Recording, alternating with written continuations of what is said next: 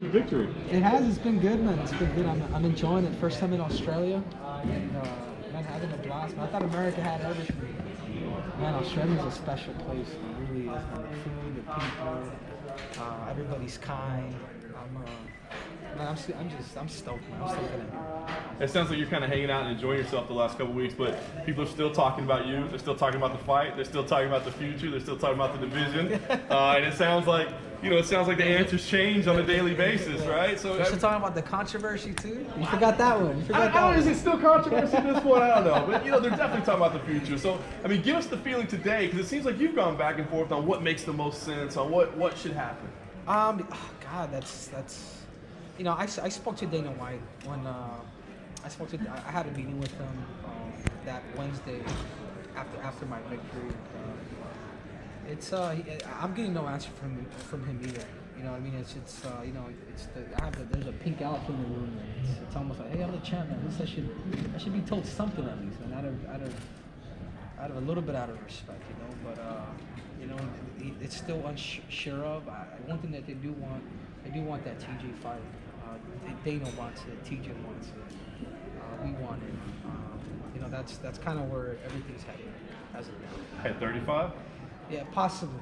See, but that's what I'm saying. It's I would like it. I would. You get a chance at history then, right? You get to join that club. Right. Yeah. That's exactly what it is. I know I could beat the man again. 135 pounds. I know what I saw. It was 32 seconds. I see a lot of opportunities for me. And I'm not trying to ruffle feathers against the boss or whatever, but you sat in those press conferences. You saw how many of us asked. They're trying to figure out what the hell's going on with the division. So you've been in the meeting. Can you figure out why it's so not clear what's happening? You got flyweight fights this weekend. You got a guy from Brazil making his debut in the flyweight division, and we don't even know if it's going to exist. Welcome to the UFC. Welcome to MMA. Again, I'm speechless, man. I don't know what to tell you guys. I really don't. I think I did my job. I took the man out, the greatest bantamweight of all time, in 32 seconds. If people think or believe that the flyweight division is boring, man, you're out of your mind. I think a part of it. I think it's. I think we're all at fault in some ways. I think, and I'm even gonna blame Demetrius a little bit that he's at fault. He could have been a little more vocal, a little more flamboyant, a little more.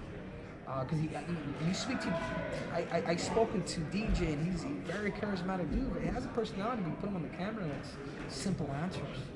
We're in the entertainment business. Part of it is us, flyweights. He beat everybody up. They saw us as little kids. Like, okay, this is the dad. He's beating up his kids. Finally, I beat him. I take him out, and God, guys, I speak 3 languages, man. I don't think I'm that boring. I may do some cringy and crazy things, but for crying out loud, man, I have Nikki Bella. Hey, calm me out, man. I saw the meeting is in Phoenix next week on social media. We drink some wine. I'm bringing the WWE. The Flyweight's bringing the queen of the WWE into this position. So it's good. It's good to be the flyweight king right now. Demetrius didn't do that. Demetrius don't got the looks to do that. Are you bringing your snake from the press conference in Brooklyn as well? We'll see. What was the execution problem there? Was there not enough rehearsal ahead of time for that gimmick to be pulled off with the snake? I thought it went well, actually. I thought it went very, very well. I thought it was Dana passing the bag across the stage. No, but I don't think Dana knew what was. I don't think he knew what was in there, because Ali was supposed to hand it to him. So then he gave it to Dana, and then when Dana gave it to him, it was actually even better. So I even shook the bag. And if you see it, you guys rewatch it. You guys can see Dana White kind of pull his hand back. And I kind of told him. I think I told him. I used to be. I was like, "Hey, you got scared, man." But it's a gimmick, man. It's me bringing attention to the fights, man. That's all it is, man. It's nothing. I'm not throwing chairs. I don't cuss when I talk smack. I'm just a pure competitor, man. That wants to put this weight, this division on the map. That's it. Is there a risk though, if you ask for a fight with TJ at 135? Is there a risk that you're almost leaving the flyweights behind, and Dana can take that opportunity to be like, well, he doesn't want to defend the belt at 125? No. I mean, I don't. It's that meeting is yet to be to be, to happen. You know what I mean? I did my job, guys. Like whether I go to 35 or not, I did my job. Amanda Nunes, they ain't taking away her weight class. Dude, I'm in a position where, dude, they just cut John Morongo yesterday. He texted me, dude. Like he texted me, he's like, hey, dude, they cut me.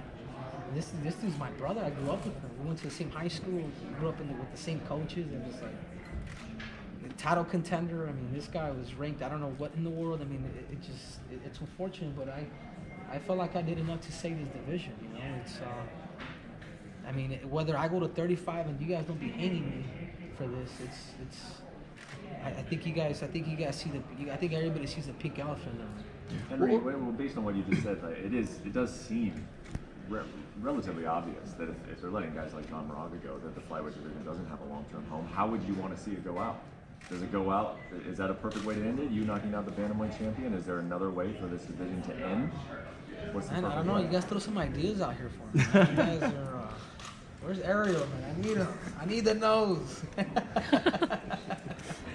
God, I'm just, I don't have an answer, man. I'm speechless because I almost sound like a broken record. I mean, you guys saw me. I tried to make a deal with Dana White in front of everybody. I beat this man on Saturday night. The weight division stays. I'm not confident. If he beats me, get rid of it. What did I do? I did it. I did my job. I mean, God. Cry me a river. Is Benavidez a loose end at all for you, or could you move on and finish your career and never fight him, or do you think you kind of have to? Man, I want to fight Joe too. Like that's an option too. Like he's a second option, 100%. You know, he sent out a nice little text on Instagram. After the fight, first he called me out, and then he kind of says, "Hey man, you're one of the pound for pound guys. But, the first time we fought, which was in 2016, I was still caught. You guys have saw my growth. I don't necessarily ever have to fight him again, but just for the sake that he has, according to the stats, that he has a victory over me, well, why not? We can run it back." You're the first person to actually have your hands on both the different belts. Which one do you prefer? I like the new belt, man. You guys want to know why? You guys want to know why? Because I'm the only one that has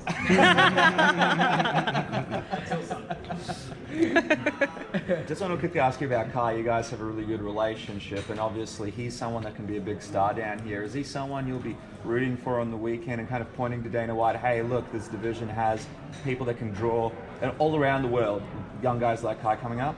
Yeah, absolutely, man. The kid has knockout power. Very entertaining. I mean, he's from this neck of the woods. I mean, Kai, I got my eyes on you too, Kai, man. I'll put your head on a spike too, man. But, I wish him the best. He's a really good guy.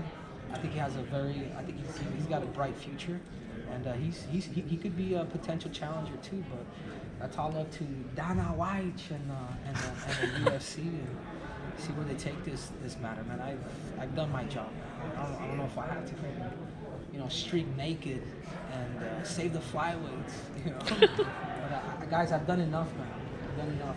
I'm not just talking, but I'm doing it through action too, knocking things out in 32 seconds. You keep saying that. Are you worried that history will show that Henry didn't do enough to save it, or he didn't try? No, man. I know what I've done. Like I will not only. I think my legacy will not just live in the sport of MMA, but in sports. 2-sport world champ.